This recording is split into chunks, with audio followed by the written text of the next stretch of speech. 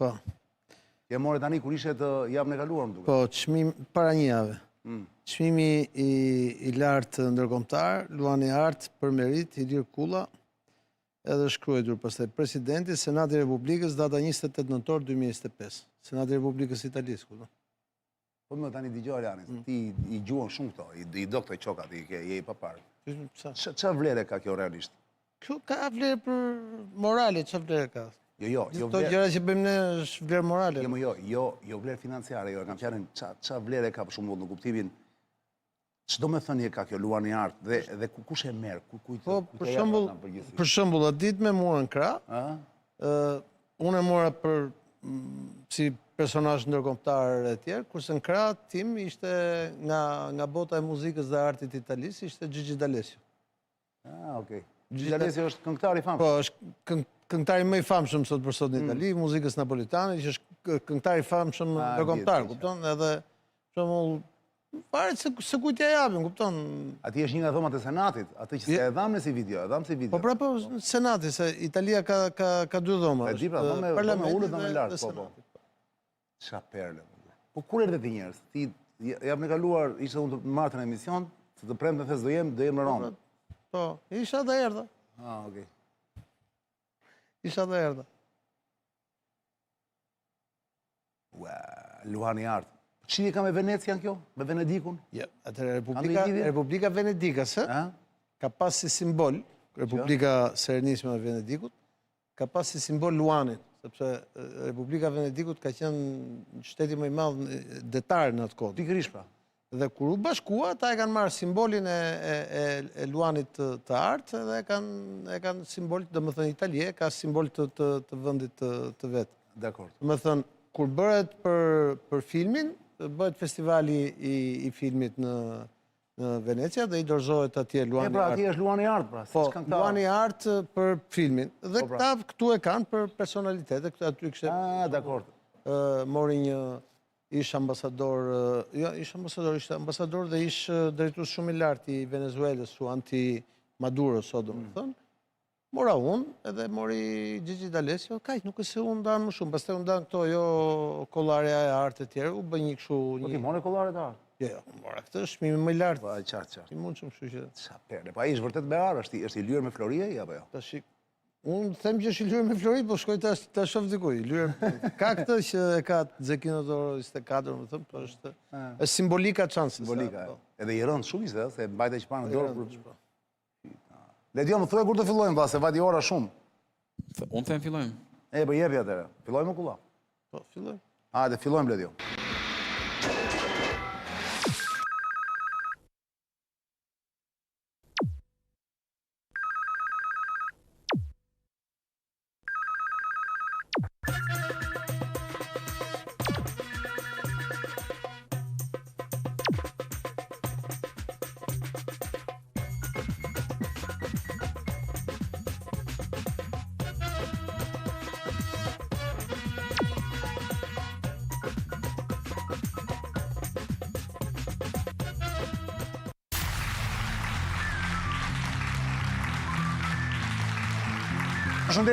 Përshëndetje toksore, ju sa po keni mbritur, jemi live këtu në MCN TV si çdo të martë të mërkurë në orën 10 darkës dhe çdo të premte si sonte në orën 9 darkës.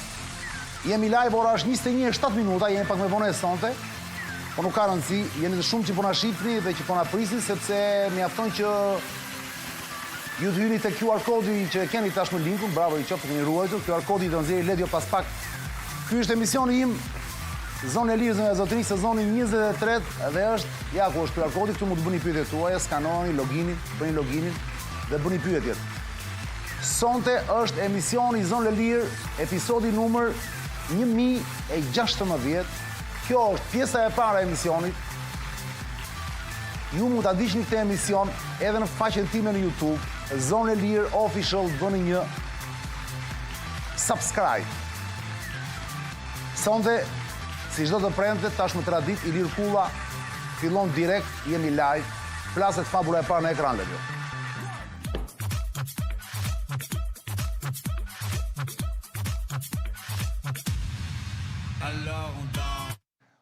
Kulla pa unë burko, të përfitojmë nga Këtu është kapim kohën e humbur ato minutat e para të emisionit. Ky është lajmi i fundit, fakt sot ka dalë gjithandej nëpër rrjet, nëpër media gjithandej. Ramsi 4 gati të hap 20 qendra për emigrantët që do vinë nga Azia. Unë se kam bërë Azia, se Azia është një gjë shumë e madhe, po në lajm që do lexoj tani kur thuhet Azia, sigurisht që janë disa vende. Unë do ta gjej tani këtu ku është kjo. Ku është ky lajmi, sepse e kisha shënuar këtu para se fjalën kulla. Do ta gjej lajmin këtu, çudi e madhe, e kisha ja ku është. Është një lajm në fakt i botuar, unë kam marrë një media që është goxha serioze, quhet Monitor. Parashikohet ngritja e 20 qendrave pritëse, thot kulla, në Korçë, Vlorë dhe Gjirokastër për emigrantët nga Azia. Për 2 vitet e ardhshme, Shqipëria parashikon ngritjen e 20 qendrave pritëse për emigrantët nga Afganistani, Pakistani, Irani, Siria, Libani dhe Gaza. Unë vura Gazën sigurisht se Gaza është më në mod tani në këto momente, të cilët përdorin Shqipërinë dhe Serbinë si rrugë kalimi drejt Greqisë. Qendrat do vendosen në qarkun e Korçës, të Gjirokastrës dhe të Vlorës, me kapacitete që variojnë nga 100 deri në 410 shtretër. Plani bazohet në projektvendimin për miratimin e planit kombëtar të kontingjencës për flukset e përzierja migratore 2026-2028. Dhe fatura, në mos gaboj, pak më poshtë, që mos e lexoj gjithë shkrimin tani, se do e flasim bashkë në këto 15 minuta. Këtu thotë futet në detaje ku do jenë në Korçë, për shembull, në cilat fshatra, në Devoll, në Floq, Mollaj, se thot, Bashkim Pogradec, ofron gjithsej në Bilish, thot 11.500 metra katror, në Bashkin Maliq. Dhe në mos gaboj, Ledjo, Mëzuri Syri, dhe një faturë më duket, që nuk kuptohet mirë, është shumë herët për ta... është një faturë që nuk e kam... Po. Thot, si pas 4 skenarëve të migracionit dhe emergjencave, kostoja parashikohet varion nga 195.6 milion lek, të reja që do me thënë... 1 miliard dhe gjysmë. Po, që është skenari normal. 95 është gati 2 miliard. 2 miliard, që është kulla, kjo thotë skenari 2 miliard dhe skenari normal, dërkohë që në skenarin, që është skenari normal, deri në, parashikohet varion e lek, që është skenari normal, deri në 708.7 milion lek, 7 miliard lek. 7 miliard lek, ose sa euro? 7 miliard lek janë 7 milion euro. 7 milion euro, që parashikohet kostoja për ngritjen e qendrave në rast krize. Tani kulla, para se të hedhim dritë për një publik të madh që po na shikon këtë moment në Shqipëri dhe jashtë saj, në MCN TV live, por live dhe në Zonën Lirë official në YouTube, pyetja e parë që do të më kalo shumë shpejt është për ty kulla, ky është një lajm i mirë, lajm i keq, apo s'të plas fare? S'pari është lajmi i pavërtet. I pavërtet? Pa. What? Jo tërësisht i vërtet, më saktë. Mirë, se na çuditë kulla. S'ka mundësi të kenë gabuar, ja gjithë media serioze e kanë hedhur. Po ta them unë tani, sepse rasti e do, që unë si këshilltar i një kompanie në Itali që para 3 muaj ka marrë pjesë në tendrin që është bërë në Bruxelles për këtë çështje. Se është bërë tender për të çështjen në Po Bruxelles? sigurisht, sepse do paguen, nuk paguen parat publike pa pas tender. Dhe unë i kam dhënë një konsulencë për rajonin e Ballkanit kompanisë. Bëhet fjalë për 8 qendra gjithsej të cilat janë hotspot e refugjatësh. Dhe 8 qendra jo në Shqipëri. Shqipëri është vetëm një. Pra ti thua ku është gabimi i lajmit që e kanë të gjitha mediat? Po, nuk janë 20, janë 8. Dhe këto 8 janë në Kolumbi, në Bangladesh, në Sri Lanka, në Tunizi, në Marok, Algjeri, Shqipëri, Kosovë. Pra komplet vënde jo të BE-s, pa jo të bashkimit Bëhet fjalë për qendra pritse, hotspot e pritse në pritshmëri të rrymave të emigracionit dhe është financuar një Parlamenti Evropian ka dhënë një buxhet, saktësisht nuk e di sa është. Dhe në pikërisht sot pyeta kompaninë. Po. Thuhet që pas 2-3 javësh brenda fundit të vitit duhet të dalë cilët janë kompanitë fituese dhe kur do fillojnë të ndërtojnë këto qendra në secilin nga... Po pse nuk do bëhen me paratë e shtetit shqiptar këto? Jo. Po ç'ishin këto pra të dhëna që kishin këtu unë? Po janë pra kostojat që do ketë, se kanë të kushtojnë. Do me thënë, ne jemi... Po pa do paguhet edhe Shqipëria me gjë. Jo. Ne jemi pjesë e bashkëpunimit policor që quhet Frontex për mbrojtjen e kufive. Po. dhe nuk bëhet për të mbrojtur Greqinë nga Ballkani. Bëhet që emigrantët që vinë nga Turqia dhe që kalojnë nga Greqia të mos kalojnë lart. Pra, nëse do ketë një qendër është e sigurt, po nëse do ketë dy qendra, pra një në kufirin nga Gjirokastra dhe një kufiri nga Korça, është që mos vinë ata nga Mali siç vinë tani. Po pra, ti thua që do vinë nga Greqia ata? Po janë. Se këtu lajmi është që të mos futen në Greqi. Jo, ata futen në Greqi me shumicë dhe Greqi ka me shumicë dhe futen këmbë nga Turqia. Problemi është që ka rreth 5 milion njerëz në Turqi që duan të lëvizin. Me përfundimin e luftës në Siri, Gjermania nuk e paguan më Turqinë siç e ka paguar në marrëveshjen Merkel-Erdogan për refugjatët e Sirisë.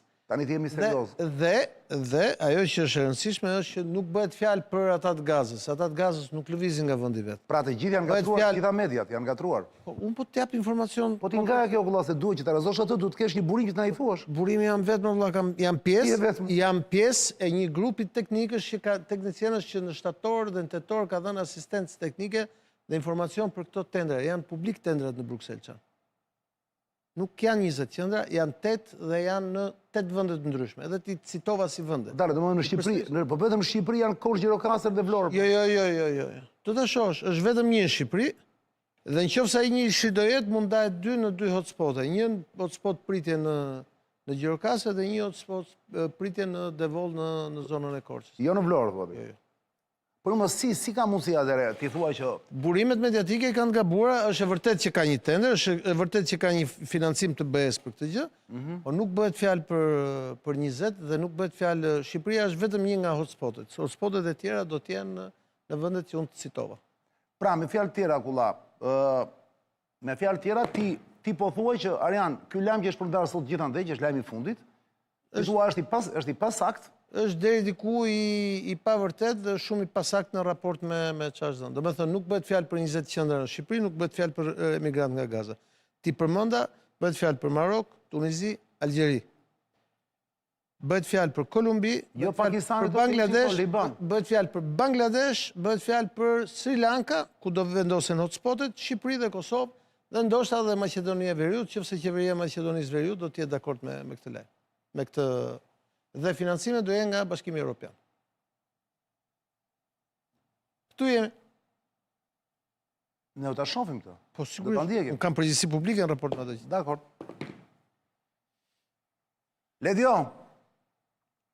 para se vemi te fabula e dytë, sepse sot aktualiteti është shumë i ngarkuar. Aujourd'hui l'actualité est très chargée, mais trop chargée. Është shumë i ngarkuar, është tepër i ngarkuar.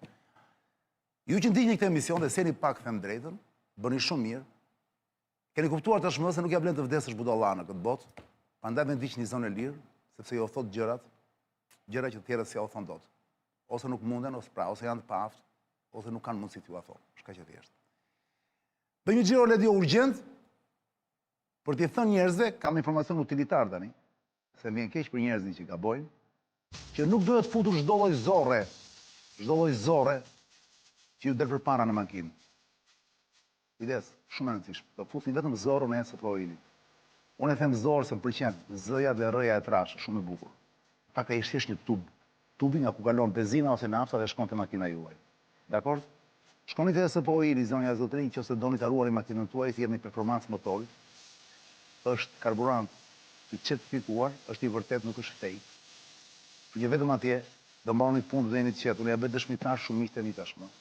Bravo SPO-il, the fuel of champions. Karburanti kampion dhe SPO-il ne keni gjithandej. Shikoni logon, nuk do më visni kur. Bravo Said, je i papar. Super SPO-il. Plaset favorat tjetër në ekran, Ledio.